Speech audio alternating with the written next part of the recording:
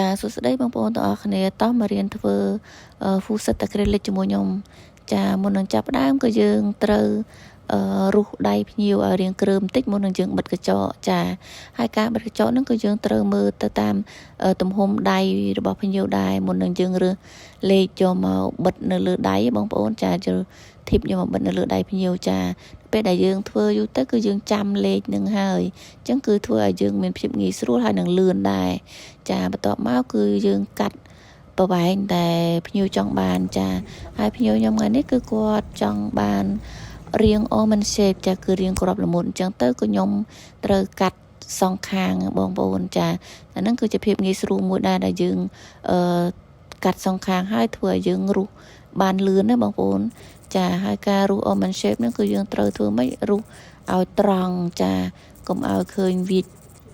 ឆ្វេងវាស្ដាំអញ្ចឹងណាចាហើយបន្ទាប់មកយើងរុះរៀងហើយគឺខ្ញុំធ្វើacrylicគឺខ្ញុំតែងតែរុះនៅមុខតំណដែលយើងបិទកញ្ចក់ហ្នឹងបងប្អូនចាអញ្ចឹងបងនេះគឺជារបៀបដែលខ្ញុំធ្វើចាខ្ញុំតែងតែរុះនៅមុខតំណហ្នឹងកុំឲ្យពេលយើង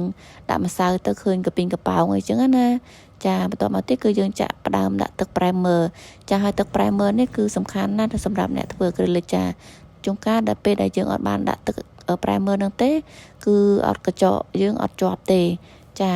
តមកទៀតគឺខ្ញុំចាប់ផ្ដើមវាយម្សៅហើយការវាយម្សៅរបស់ខ្ញុំគឺខ្ញុំវាយរៀងថ្នមដៃបន្តិចចាព្រោះនៅពេលដែលយើងវាយរៀងថ្នមដៃទៅacrylicរបស់យើងមើលមកឃើញ smooth ស្អាតហ្មងបងប្អូនពេលដែលយើងត្រៀលក៏យើងអត់ចាំបាច់ត្រៀលច្រើនដែរចា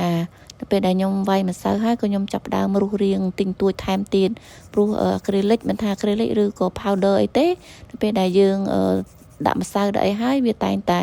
បាត់រៀងទិញទួចអញ្ចឹងយើងរុះមកវិញចាបន្ទាប់មកទៀតក៏ខ្ញុំមករុះគល់ចារុះគល់ឲ្យស្អាតអញ្ចឹងទៅចាគឺយើងរុះគល់រុះគៀនអីហ្នឹងឲ្យស្អាតនៅពេលដែលយើងរុះស្អាតហើយការលាបរបស់យើងក៏ឃើញស្អាតដែរគឺមើលទៅមូលហ្មងចាបន្ទាប់ពីខ្ញុំរុះហើយគឺខ្ញុំមកលាប base coat ចាលាប base coat ឲ្យភ្ញៀវចាគឺយើងលាប base coat គ្រប់10ម្រាមអាំងនៅក្នុងម៉ាស៊ីនហ្នឹងទៅចាហើយការអាំងរបស់ខ្ញុំគឺខ្ញុំអាំងចំនួន1នាទីចា60វិនាទីហ្នឹងគឺយើងអាំងគ្រប់10ម្រាមហ្នឹងហើយយើងចាប់ផ្ដើមលាបពណ៌ចាការលាបពណ៌ហ្នឹងក៏ដូចគ្នា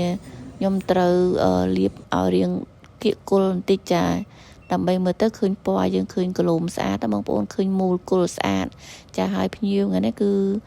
គាត់លាបពណ៌ក្រហមចារដូវគ្រីស្មាស់ហ្នឹងគឺសម្បូរមែនតែនក្រហមមិនថាក្រហមថ្មីក្រហមស្រាលក្រហមចាស់អីខ្ចីអីទេគឺចេញអស់ហើយស្ប៉ាកលហ្នឹងគឺនៅក្នុងខែគ្រីស្មាស់ហ្នឹងគឺសម្បូរហ្មងចាបន្ទាប់មកនេះគឺជា top coat ចាគឺជាទឹកប្រហើយហើយចាលាប top coat ហើយវីដេអូខ្ញុំក៏មានតែប៉ុណ្្នឹងដែរចាអញ្ចឹងបើសិនជាបងប្អូនចូលចិត្តវីដេអូនេះកុំភ្លេចជួយ like ជួយ share ម្នាក់មួយផងណាបងប្អូនដើម្បីមានវីដេអូបន្តទៀតចាហើយបើបងប្អូនដែល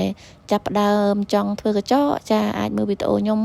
ទៅគឺខ្ញុំធ្វើពីដើមរហូតដល់ចប់ចាហើយអរគុណបាយបាយ